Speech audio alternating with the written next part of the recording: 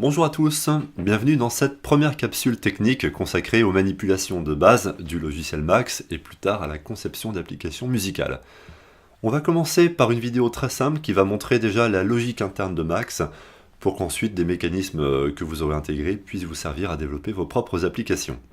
Alors je vais partir du principe dans cette vidéo que vous avez déjà téléchargé le logiciel sur le site de l'éditeur, dont je mets le lien ici, et qu'ensuite vous l'avez installé. À partir de là, lorsque vous lancez Max, vous arrivez d'abord sur cette fenêtre. Cet écran qui est la console de Max, on va pas trop s'y attarder pour le moment, on va se contenter simplement de cliquer sur Fichier et de lancer un nouveau patcher.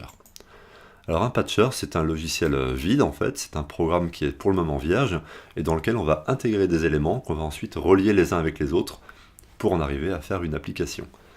Alors, première chose qu'on va faire, vous allez donc simplement placer la souris dans un endroit vide de l'écran et appuyer sur la touche B. Vous avez placé un bouton, ce que dans le langage de Max on appelle un bang, et ce bouton vous pouvez le redimensionner, vous pouvez le déplacer, vous en faites ce que vous voulez pour le moment. Ce bouton ensuite nous sert à déclencher toutes sortes d'actions, on verra par la suite à quoi ça correspond exactement.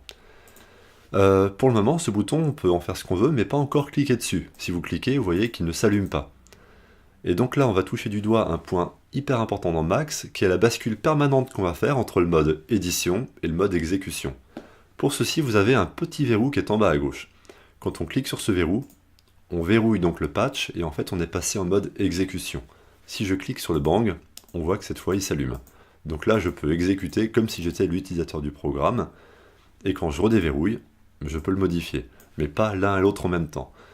Donc comme on va tout le temps faire cette bascule d'un mode à l'autre, il peut être utile de retenir un raccourci qui est CTRL-E sur PC ou POM-E sur Mac, donc pour passer d'un mode à l'autre. Vous aurez peut-être remarqué que sur ce bang, vous avez deux petits points en haut à gauche et en bas à gauche. En haut c'est une entrée et en bas c'est une sortie, ce qui signifie qu'on peut relier ces objets les uns avec les autres. Alors allons-y, créons un nouveau bang, et voyons ce qui se passe quand je relie la sortie du premier vers l'entrée du deuxième. Bien sûr, pour pouvoir cliquer, je passe en mode exécution. Je clique sur le premier bang et on voit que l'information a circulé. Celui que j'allume en haut allume celui d'en bas automatiquement parce que l'information circule par ce câble virtuel. Si je supprime le câble d'ailleurs, on voit qu'il ne se passe plus rien. Je clique, voilà, mon bang est indépendant. Je vais donc recabler l'un avec l'autre. Et voyons ce qui se passe si maintenant je décide de relier la sortie du deuxième vers l'entrée du premier. Vous reconnaissez certainement le symbole infini, et pour cause, là j'ai créé une boucle qui ne s'arrêtera jamais tout simplement. Donc je passe en mode exécution, et si je clique sur un, qu'est-ce qui se passe?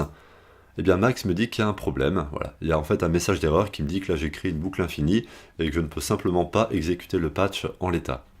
Donc je clique sur le message d'erreur pour lui dire c'est bon, j'ai compris, je déverrouille, je supprime le câble en trop, et à présent j'ai une application qui peut à nouveau fonctionner. Je reverrouille, voilà, je clique sur un, l'information circule, je clique sur le deuxième qui n'est relié à rien, forcément ça ne transmet aucune information. Donc voilà, on a compris les manipulations vraiment de base dans Max, le fait que l'information circule toujours du haut vers le bas, et le fait qu'il faille tout le temps passer du mode édition vers le mode exécution, pour pouvoir tester en direct les différentes manipulations que l'on met en œuvre. Voilà, donc j'espère que ce format vous aura convenu, que ça n'aura pas été trop rapide.